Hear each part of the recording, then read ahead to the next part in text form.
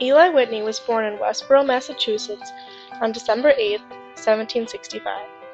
As a child, Eli was good with tools and spent many hours tinkering in his father's shop, which was used to make and repair furniture. He would often take things apart, such as his father's watch, just to see how they would work. He would then put them back together so they worked just as well as they did before. At age 12, Eli Whitney made his first violin. Before the Revolutionary War, Whitney had a business selling nails, using a nail-making machine he had invented. While his business was running smoothly, after the war began, he started another business selling hat pins and men's walking sticks.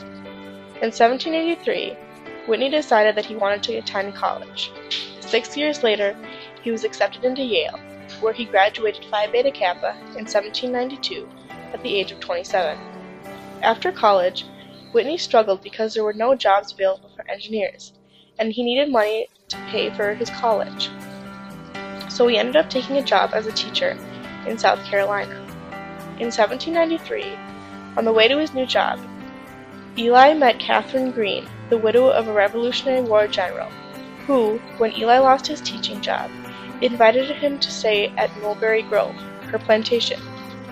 It was there that he found out that southern plantations were on the brink of bankruptcy because the green seed cotton, the only type that would grow inland, took too long to separate from the seeds to be profitable. Supposedly, after being at the plantation for only 10 days, Whitney had built a machine that could do just this, only much faster.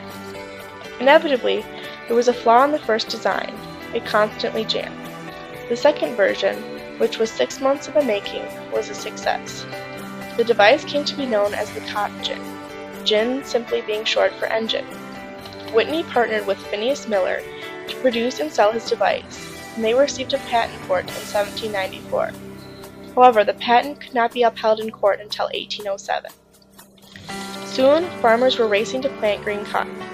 Unfortunately, as the need for his gin increased, the workshop where he kept it was broken into and his idea was stolen. Soon, copies were popping up everywhere. Meanwhile, rumors were being spread that his device actually damaged the cotton. This action was believed to be provoked by the fact that Miller and Whitney were charging farmers an outrageous fee to do their ginning.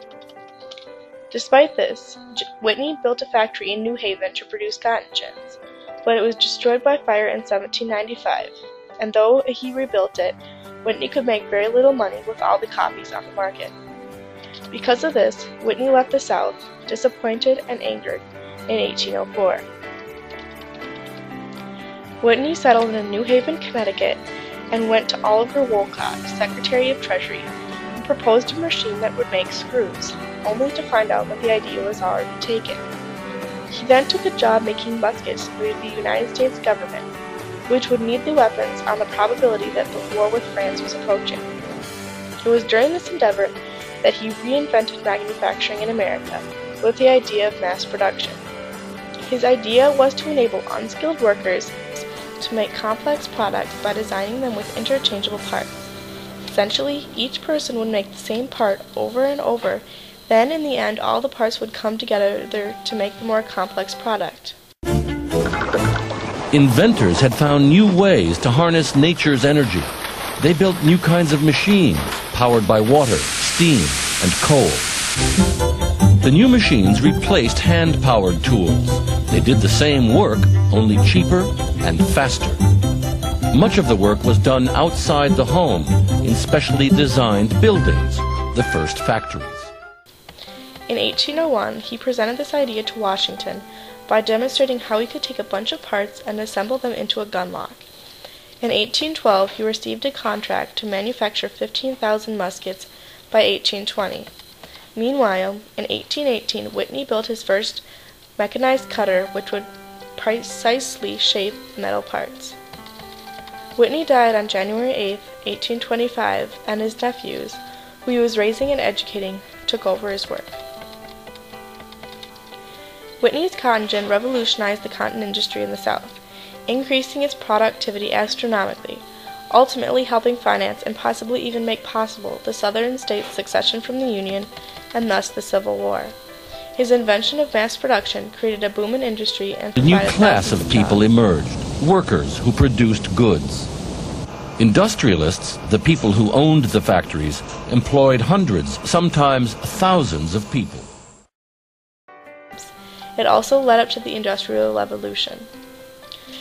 Eli Whitney also serves as a reminder to never give up and to always have faith in your abilities.